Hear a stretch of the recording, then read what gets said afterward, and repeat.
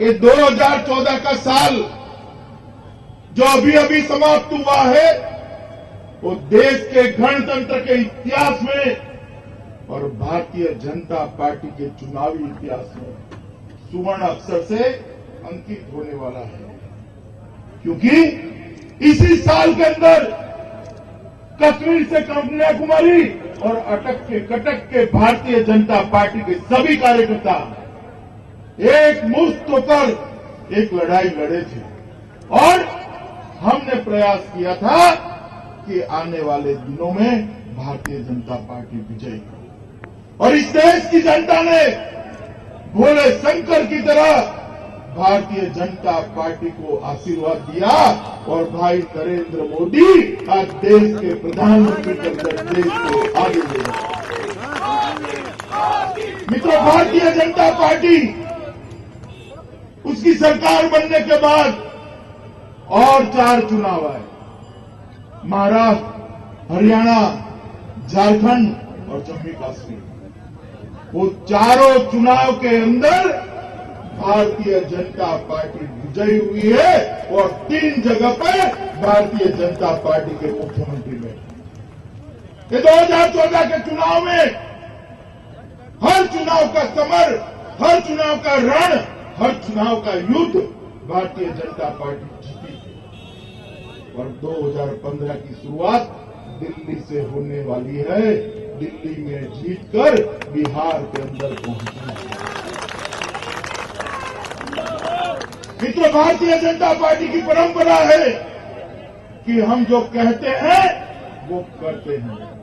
भैया 2 मिनट के लिए सारे फोटोग्राफर जो सेल्फ मेड है ना इस और में, और आप सब भी आ जाइए भैया, थोड़े इधर आते प्लीज, जहां जाओ सारे सेल्फ मेड फोटोग्राफर इस और आए। और ये 2015 की शुरुआत दिल्ली से हो रही है और हम शुरुआत के झंग में ही दिल्ली में सरकार बनाए। भारतीय जनता पार्टी की परंपरा है कि जहां एक बार चुनकर आते हैं, हमने जो वादे किए हैं वो समाप्त करते हैं, इसलिए बार बार चुनकर आते हैं।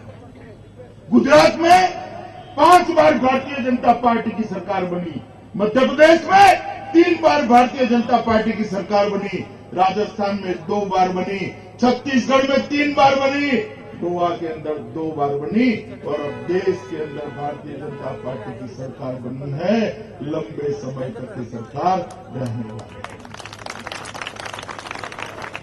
चुनावी अभियान के अंदर हमारे नेता नरेंद्र भाई ने और हमारे नेताओं ने कई सारे वादे चुनाव के अंदर किए थे और जनता के सामने जब जाते थे, जनता की समस्याओं को उठाते थे, कुछ चीजों का समाधान भी देते थे और कुछ चीजों पर वादे भी करते थे। मुझे कहते हुए बड़ा आनंद है तो कि भारतीय जनता पार्टी ने जो कहा था उसकी दिशा में काफी कुछ कर लिया गया।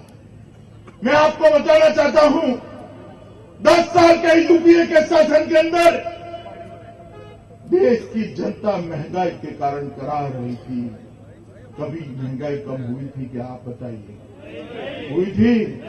10 साल के अंदर एक भी बार पेट्रोल और डीजल के दाम कभी कम हुए थे क्या? भारतीय जनता पार्टी की सरकार ने 8 महीने के अंदर 11 बार पेट्रोल और डीजल के दाम कम करने का। मित्रों, महंगाई का दर, थोक सूचकांक जो 6.7 से 7 तक रहता था, उसे भारतीय जनता पार्टी की सरकार ने, ये मोदी सरकार ने वो सूचकांक को 1.5 से 0% के बीच में ला दिया। किसी भी इनकम ग्रुप का परिवार क्यों न हो, चाहे वो गरीब का हो, मध्यम वर्ग का हो या बहुत पैसे वाले का, उसके मासिक बजट के अंदर 1500 से 4500 रुपए की बचत भारतीय जनता पार्टी की सरकार के कारण हुई। और ये हमने वादा किया था, हमने कहा था कि देश के गरीबों को इस देश के अर्थतंत्र के साथ हम जोड़ेंगे, और वो वादा नहीं है, हमने वो कर दिखाया है। 60 साल के कांग्रेसी शासन के बाद भी इस देश के 60% नागरिकों के पास अपने कुटुंब के अंदर, अपनी फैमिली के अंदर, अपने परिवार के अंदर एक भी बैंक अकाउंट नहीं था। आपको आश्चर्य लगेगा, इस जमाने में भी 15 करोड़ परिवार ऐसे थे जिनके परिवार के एक भी सदस्य के पास बैंक अकाउंट। प्रधानमंत्री जी ने जन धन योजना की घोषणा की और 8 ही महीने में 11.5 करोड़ बैंक अकाउंट खोलकर 11.5 करोड़ गरीबों को अर्थतंत्र के साथ जोड़ने का काम किया है और उनको 1 लाख रुपए का बीमा भी दिया। मित्रों, हमने तय किया था कि बेरोजगारी की समस्या को, इसके खिलाफ हम लड़ाई लड़ेंगे, उसके खिलाफ हमें जंग छेड़ेंगे। मोदी जी ने 15 अगस्त के अपने भाषण में कहा कि मेक इन इंडिया ये सिर्फ नारा नहीं है, एक योजना बनकर आएगी और 1.5 ही महीने के अंदर 25 सितंबर को मेक इन इंडिया की घोषणा हुई और देश के अंदर दुनिया की 3000 से ज्यादा कंपनियां आज अपना इन्वेस्टमेंट करने के लिए तैयार हैं। युवाओं के लिए रोजगार का सृजन करने के लिए भारतीय जनता पार्टी ने एक बड़ी योजना की शुरुआत की है।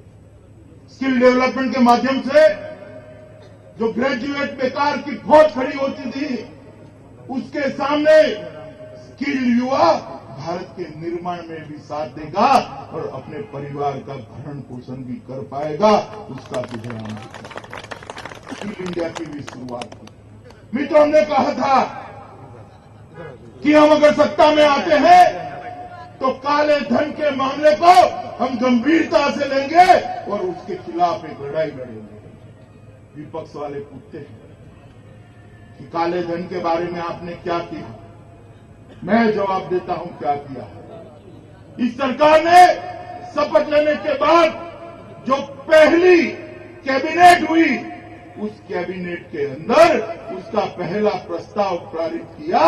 उस प्रस्ताव के अंदर उसने काले धन पर एसआईटी बनाने का काम कर दिया और मित्रों, उसी के कारण आज काले धन पर नकेल कसना संभव हुआ है। 700 से अधिक बैंक अकाउंट 2 साल से भारत सरकार के पास पड़े थे, 700 से अधिक, मगर उसकी इंफॉर्मेशन एसआईटी के साथ ना एसआईटी बनी थी, न एसआईटी को जांच के लिए दिया था। और आज भारतीय जनता पार्टी की सरकार ने 1.5 ही महीने में वो इंफॉर्मेशन एसआईटी को दे दी है और उस पर जांच चल रही है। मित्रों, हमने आदर्श ग्राम योजना उत्तर ग्रामीण विकास के क्षेत्र में बहुत बड़ा काम किया। हमने कहा था कि अगर भारतीय जनता पार्टी की सरकार बनती है तो सरकार देश की सीमाओं को सुरक्षित करेगी। अभी मैं राहुल बाबा का एक भाषण देख रहा था। राहुल बाबा जानते हैं ना भाई? अरे हंसिए मत, क्यों हंस रहे हैं? कांग्रेस के बड़े नेता है भाई, हंसने जैसे व्यक्ति थोड़ी नहीं। हंसिए मत। राहुल बाबा पूछते थे बड़े तेवर से, मोदी जी जवाब दे कि जब हम थे तब भी फायरिंग होती थी और आज भी फायरिंग होती है, क्या फर्क पड़ जाए?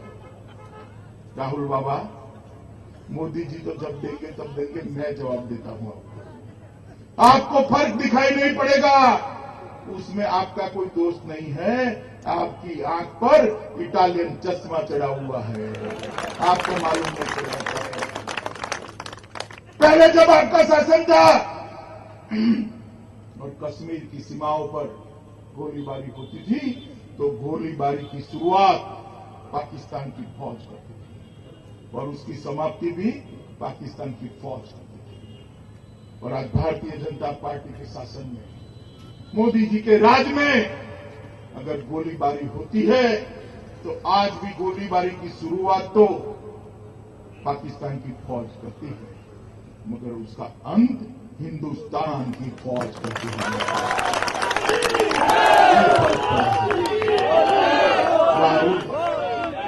राहुल बाबा नहीं समझ पाते हैं राहुल बाबा, वहां से गोली आती है, यहां से गोला जाता है। हम ईंट का जवाब पत्थर से लेते हैं और इसके कारण आज सेना के जवानों के हौसले बुलंद हैं। अगर सामने से गोलीबारी होती है तो सेना के जवान को किसी को पूछने की जरूरत नहीं है। इसके दिल में भरोसा है कि इस देश का प्रधानमंत्री नरेंद्र मोदी है, मुझे जवाब देने में कोई दिक्कत नहीं है। मित्रों, एक परिवर्तन आया। 10 साल तक सेना के सामान की आपूर्ति जो करनी थी, उसका काम 8 महीने के अंदर भारतीय जनता पार्टी की सरकार ने समाप्त कर सेना के जवानों को हौसला अफजाई की है। उनको जो कुछ भी चाहिए था, 10 साल तक का पूरा सामान, साजो सामान, हथियार, ये भारतीय जनता पार्टी की सरकार ने उसकी व्यवस्था कर दी। मित्रों, हर राज्य में 24 घंटे बिजली पहुंचाने के लिए काम है और सबसे बड़ा काम मोदी जी ने अगर कोई किया है तो दुनिया के अंदर देश का सम्मान बढ़ाने का काम किया है। 8 महीने के अंदर पूरी दुनिया में एक बात सिद्ध हो गई है कि 21वीं शताब्दी हिंदुस्तान की शताब्दी है। ये काम नरेंद्र मोदी ने किया। आप मुझे बताइए, पहले भी यूपीए की सरकार में प्रधानमंत्री जी विदेश जाते थे या नहीं जाते थे? बताइए। जापान जाते थे, अमेरिका जाते थे, चीन जाते, कुछ ज्यादा ही जाते थे। किसी को मालूम पड़ता था क्या? और आज नरेंद्र भाई जाते हैं, नरेंद्र मोदी जाते हैं, तो चाहे वो अमेरिका जाए, जापान जाए, ब्रह्मदेश जाए, ऑस्ट्रेलिया जाए, नेपाल, भूटान, जावा जाए, हर जगह पे हजारों का हुजूम मोदी जी के स्वागत के अंदर खड़ा होता है। और मित्रों, ये स्वागत नरेंद्र मोदी का स्वागत नहीं है, ये स्वागत भारतीय जनता पार्टी का स्वागत नहीं है, ये स्वागत देश की 125 करोड़ जनता का स्वागत है, आप लोगों का स्वागत है। देश का सम्मान दुनिया के अंदर बढ़ाने का हमने काम किया है। आज देश के अंदर जब देश की जनता देखती है कि 26 जनवरी के दिन जब परेड होती है तो राष्ट्रपति ओबामा साथ में खड़े होते हैं, तो देश के लोगों को आनंद होता है कि हिंदुस्तान दुनिया के अंदर बड़ी जगह पे पहुंच गया। और मित्रों, पहले मनमोहन सिंह जी जाते थे, ये अपने मौनी बाबा, तो साथ में 2 पेज टाइप करके ले जाते थे, 2 पन्ने होते थे, अंग्रेजी में लिखा हुआ भाषण होता था, वो उसको पढ़ जाते थे। कभी कभी तो पन्ने भी बदल जाते, तो जापान का ऑस्ट्रेलिया में पढ़ देते थे और ऑस्ट्रेलिया का जापान में। और मोदी जी जाते हैं, चाहे यूएन असेंबली में जाए, ऑस्ट्रेलिया के स्टेडियम में जाए, अमेरिका के स्टेडियम में जाए, हजारों की भीड़ में मोदी जी जब वहां की जनता को और दुनिया को देश की राष्ट्रभाषा हिंदी में संबोधित करते हैं, धारा प्रवाह हिंदी में बोलते हैं, तो देश का नागरिक की छाती गदगद हो जाती है। हिंदी का सम्मान देखकर देश का नागरिक अपने आप को गौरवान्वित महसूस करता है। एक परिवर्तन भारतीय जनता पार्टी की। मित्रों, इसी एफर्ट्स के कारण देश की विकास दर जो रुकी पड़ी थी, वो विकास दर को भारतीय जनता पार्टी की सरकार ने, मोदी सरकार ने 4.6 दशमलव से बढ़ाकर एक ही तिमाही में 5.7 पर पहुंचाने का काम किया। मित्रों, भारतीय जनता पार्टी की सरकार जो कहती है, दिल्ली के चुनाव में दिल्ली की जनता ने सातों की सातों सीटें भारतीय जनता पार्टी के झोली में बड़ा आशीर्वाद दिया है दिल्ली की जनता ने, और भारतीय जनता पार्टी का हर कार्यकर्ता इसके लिए आभारी है। हमने कहा था कि अगर हम चुनकर आते हैं तो अनधिकृत कॉलोनियों के मसले को हम हल करेंगे। मोदी जी एक अध्यादेश लेकर आए हैं जिसके कारण अनधिकृत कॉलोनियां सारी की सारी अधिकृत होने का रास्ता खुल गया। 35 साल से कांग्रेस पार्टी जो नहीं कर पाई वो भारतीय जनता पार्टी ने 8 महीने के अंदर कर दिया। तो हम तो जो बोलते हैं वो करते हैं। और दूसरी पार्टी है कांग्रेस पार्टी, इन्होंने 10 साल के शासन के अंदर 40 घपले किए, 12 लाख करोड़ रुपया जनता का चाव कर गए कांग्रेसी, 12 लाख करोड़ रुपया। और अभी तक डकार नहीं आती। डकार सुनी है आपने? डकार अभी तक नहीं आती। कहीं गलती से फैसला उनकी दिशा में हो गया तो फिर से दुकान चालू हो जाएगी, मगर भारत की जनता उनको जानती है, इसीलिए हराया है। और दूसरी पार्टी है आम आदमी पार्टी। मित्रों, मैंने मेरे जीवन में ऐसी पार्टी नहीं देखी, मेरे जीवन में ऐसी पार्टी नहीं देखी। वो हमेशा जो कहते हैं वो निश्चित रूप से नहीं करते। मैंने ऐसा कभी नहीं देखा। मित्रों, मैं आपको बस पूछूं, आप जवाब देंगे उन्होंने कहा था या नहीं कहा था? देंगे? पक्का देंगे? केजरीवाल जी ने कहा था या नहीं कहा था कि मैं राजनीति में नहीं आऊंगा? आ गए या नहीं आ गए? उन्होंने कहा था या नहीं कहा था कि मैं कांग्रेस का समर्थन नहीं लूंगा? बच्चों की कसम खा गए थे। और जब सीएम की कुर्सी दिखी तो ये आम आदमी टप से सीएम की कुर्सी पर कांग्रेस का समर्थन लेके बैठ गए। इन्होंने कहा था कि अगर मेरी सरकार बनती है तो 3 ही दिन में राष्ट्रमंडल खेलों के करप्शन पर शीला दीक्षित पर मैं एफआईआर करूंगा। ठीक क्या? इसलिए नहीं की क्योंकि शीला दीक्षित के समर्थन से ही तो कुर्सी पर बैठे थे। उन्होंने कहा था हम ऐसे लोगों को ही टिकट देंगे जो सरकारी मकान और सरकारी गाड़ी नहीं देंगे। जैसे ही शपथ हुई तुरंत सरकारी गाड़ी में बैठ गए और बहुत बड़ा बंगला सरकार का ले लिया, सभी मंत्रियों ने ले लिया। उन्होंने कहा था कि हर सप्ताह एक लोक दरबार करेंगे, लोगों की सुनवाई करेंगे। एक ही बार करी, भागकर छत पर चढ़ गए, उसके बाद में कभी सुनवाई नहीं करेंगे। इन्होंने कहा था कि अनधिकृत कॉलोनियों को हम अधिकृत करेंगे। की क्या? उन्होंने कहा था लेबर कॉन्ट्रैक्ट वाले वर्कर्स को हम परमानेंट करेंगे। किया क्या? उन्होंने कहा था झुग्गी के सामने हम एक मकान देंगे। किया क्या? उन्होंने कहा था कि हमारे राज्य में कभी रेड नहीं पड़ेगी। 49 दिन में 151 रेड डालने का काम केजरीवाल की सरकार ने किया है। दिल्ली के व्यापारियों पर रेड राज रख दिया। मित्रों, कई सारी ऐसी बातें चुनाव के अभियान में यहां पर भी तो आए होंगे। आए थे लास्ट टाइम कौन सी गाड़ी में आते थे मालूम है आपको? नीले रंग की एक वैगनर याद है ना?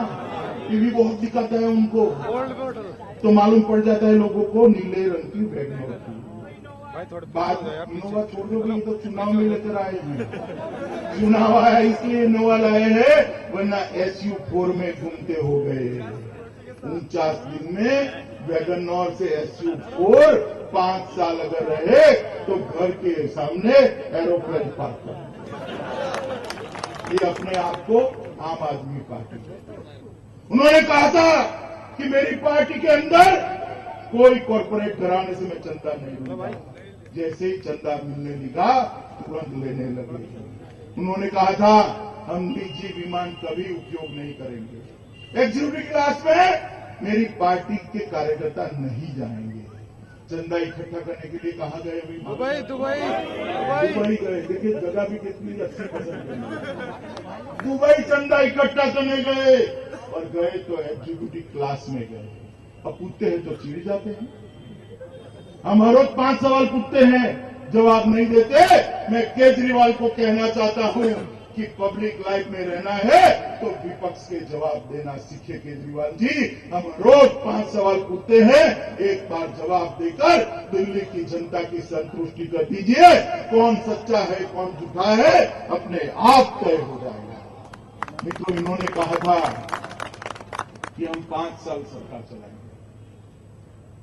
49 दिन में ही लगा कि जो वादे किए हैं वो तो पूरे होंगे नहीं, लोकसभा में पीट जाएंगे, इसलिए इस्तीफा दे। 49 दिन में ही इस्तीफा दे और इस्तीफा देकर देश के अंदर 400 लोकसभा की सीटें लड़ाई भी जाती है ना आपको। और खुद भी काशी गए, मोदी जी के सामने चुनाव लड़े। 400 में से 75% से ज्यादा लोगों की जमानत जब्त हो गई, खुद भी चुनाव हार गए। मगर काशी में मैं भी वहां था, उत्तर प्रदेश का इंचार्ज था, तो वो हर रोज कहते थे कि भाई मैं हारूंगा या जीतूंगा, तब दिल्ली नहीं जाने वाला, बनारस के लोगों की सेवा करूंगा। बनारस के लोगों की 5 साल तक मैं सेवा करूंगा। मैं हारूंगा या जीतूंगा, दिल्ली नहीं जाऊंगा। अब हारने के बाद एक भी बार बनारस नहीं गए। बनारस के लोग आज टॉर्च लेकर उनको ढूंढने दिल्ली में आए हैं कि वे कहाँ दिखाई पड़ते हैं क्या। मित्रों, जीवन में हर काम जो किया वो अधूरा किया, जीवन में हर काम किया वो छोड़ दिया। IRS अफसर बने, नौकरी छोड़ दी। सेवा करने के लिए NGO बनाया, छोड़ दिया। अन्ना के साथ जुड़े, अन्ना को छोड़ दिया। दिल्ली की जनता ने उनको आधा अधूरा भी मैंडेट दिया, मुख्यमंत्री बने, आधे में छोड़ दिया। लोकसभा लड़कर प्रधानमंत्री बनने निकले, छोड़ दिया। अब दिल्ली का चुनाव लड़ने, अब आपने तय करना है क्या करना। एक और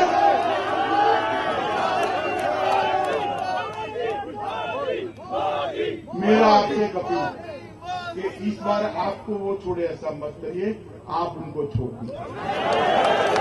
मित्रों, एक और मोदी जी का नेतृत्व है, निष्कलंक 45 साल का सार्वजनिक जीवन है, त्यागी तपस्वी जीवन है।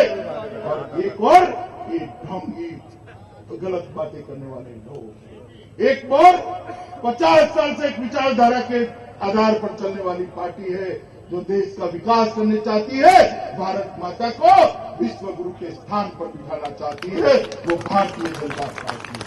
और दूसरी ओर एक वो पार्टी है जिसका कोई ठोर ठिकाना नहीं है, एड्रेस भी बार बार बदलती है। मित्रों, आपने तय करना है। हमने किरण बेदी जी को इस चुनाव के अंदर नेता बनाकर उतारा है। किरण बेदी जी का एक रिकॉर्ड है, क्राइम और करप्शन के खिलाफ पूरा जीवन उन्होंने जंग लड़ी है। एक ऑनेस्ट अधिकारी का उनका ट्रैक रिकॉर्ड है। अगर मोदी जी के साथ दिल्ली का विकास करना है तो किरण जी के हाथ में दिल्ली की कमान देनी पड़ेगी। अगर आपने इन लोगों को चुनकर रख लिया तो मोदी जी दिल्ली के विकास की योजना रखेंगे और इस सामने टोपी पहनकर धरना देंगे, विकास नहीं होगा। मुख्यमंत्री भी धरने पर बैठ जाते हैं, मैंने तो पहली बार देखा, धरने पर बैठ जाते हैं। आगे पर भी ऐसे करेंगे, नहीं तो दिल्ली की जनता का फैसला पूरा देश देखना चाहता है और मुझे भरोसा है दिल्ली की जनता पर। इस चुनाव में भी विजय भारतीय जनता पार्टी है। मोदी जी देश को बहुत ऊंचाइयों तक ले जाना चाहते हैं, काम उन्होंने शुरू कर दिया है। 8 महीने के अंदर देश की जनता का विश्वास मोदी जी के साथ बना, एक आशा बन गई, ब्यूरोक्रेसी का विश्वास बना, दुनिया के देशों का भारत के नेतृत्व को स्वीकार करने का मूड बना है। और इस मूड को आगे ले जाने के लिए हमें आपका आशीर्वाद चाहिए। हमारे कुलवंत जी को आप भारी बहुमत से जिताएंगे, कभी सरकार को।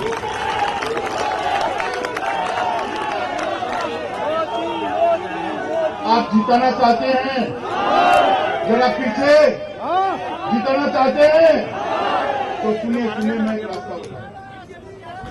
आप सब लोग कुलवंत जी को जिताना चाहते हैं, आप मुझे बताइए, आपके पास सबके पास 20-20 दोस्त परिवार और सबके वोट है या नहीं है? सबके पास है? तो मैं देख रहा हूं ये अपार भीड़ बैठी है। अगर हर व्यक्ति 20 वोट कुलवंत जी को दिला देता है तो दिल्ली में सबसे ज्यादा मार्जिन से कुलवंत राणा यहाँ पर एक देशभक्तों की सरकार बनेगी, एक प्रामाणिक सरकार बनेगी। मोदी जी ने जो विकास यात्रा शुरू की है इसके साथ मोदी भी जुड़े। मित्रों, मेरे साथ जो लोग सहमत है वो दोनों हाथ खड़े कर मुट्ठी बांध कर बोले भारत माता की जय।